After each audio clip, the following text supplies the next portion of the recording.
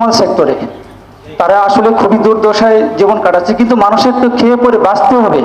বাজারে ব্যবসায়ীরা যে দামের নিচে পণ্য বিক্রি করে না, একজন ভোক্তাকে কিন্তু বাধ্য হয়ে ওই দামে পণ্য কিনতে হয়। তার মানে এই নয় যে ওই ভোক্তার হাতে প্রচুর টাকা আছে। তো আপনারা বাজার কন্ট্রোল না করে এই ধরনের কথা আসলে বললে আমরা যারা ভোক্তা আছি সীমিত আয়ের তারা কষ্ট পাই। এটা আমার একটা বিষয়। একজন ক্যাবিনেট মেম্বার হিসেবে, আপনি এটা বাণিজ্য মন্ত্রী সেই হিসেবে না, একজন ক্যাবিনেট মেম্বার হিসেবে আপনার কাছে জানতে চাবো যে আমাদের দেশে যারা পুলিশ, আর্মি সব বিভিন্ন পেশায় আছেন, তারা রেশন পান। এখন তারা 1 টাকা কেজি চাল পান, তারা 2 টাকা লিটার সয়াবিন তেল পান, 2 টাকা লিটার চিনি পান।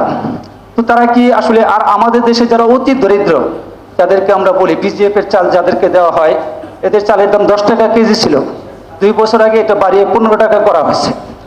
তো তাহলে এই রেশনের দাম কেন বাড়ছে না? আমি প্রস্তাব করব আপনি আপনার ক্যাবিনেটে এটা বলতে পারেন কিনা যে যারা দেশের অতি দরিদ্র তাদেরকে এই রেশন মূল্যে খাদ্যপণ্য দিতে হবে। আপনি এই প্রস্তাব আপনার ক্যাবিনেটে তুলবেন কিনা, এটা আপনার কাছে জানতে চাই। ধন্যবাদ। জি, আপনি অনেক কিছু জানতে চান, আগে একটু মাইকটা দেন ওনারে।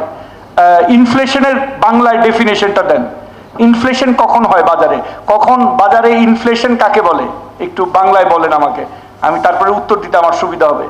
ইনফ্লেশন আমরা গভর্নরের বক্তব্য অনেক না না না না, একেবারে অর্থনীতির বইয়ে থেকে ইনফ্লেশনের ডেফিনেশনটা আমাকে পড়ে শোনান। ইনফ্লেশনের ডেফিনেশন হলো, সেটা আপনিও জানেন যে গত বছরের তুলনায় এবছরের পণ্য মূল্য যেটা অতিরিক্ত শতকরা হারে, সেটা ইনফ্লেশন না।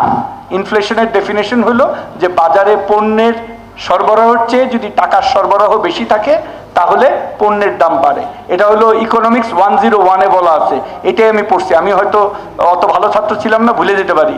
যদি কেউ ইকোনমিক্সের ছাত্র থাকে এটাই বলতে পারবে। এবং ওইটা আমি কোনো জায়গায় কটাক্ষ করে বলি নাই, ওইটা একটা ইকোনমিক্স সেমিনারে কথাটা বলছে। আপনি ছিলেন ওখানে? আমি নিউজে পড়ছি। আপনি ছিলেন কি না?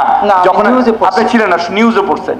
তো যারা ছিল ওইখানে অর্থনীতির বিষয়ে আলোচনা হচ্ছিল যে ইনফ্লেশন কিভাবে কমানো যায়। ইনফ্লেশন কমানোর one of the way is reduce the money supply. আমি হয়তো বাংলায় বলতে গিয়ে আপনার কাছে ওই রকম মনে হয়েছে যে যারা কোট করছে তারা ভুল কোট করছে। আমি এই ধরনের কোনো উক্তি আপনি যেভাবে উক্তিটা করলেন ওভাবে করি নাই। আমি পিওর ইকোনমিক্সের একজন ছাত্র হিসাবে বলেছি যে বাজারে টাকার সরবরাহ বেশি থাকলে পণ্যের সরবরাহের চেয়ে দ্রব্যমূল্যের দাম বাড়ে।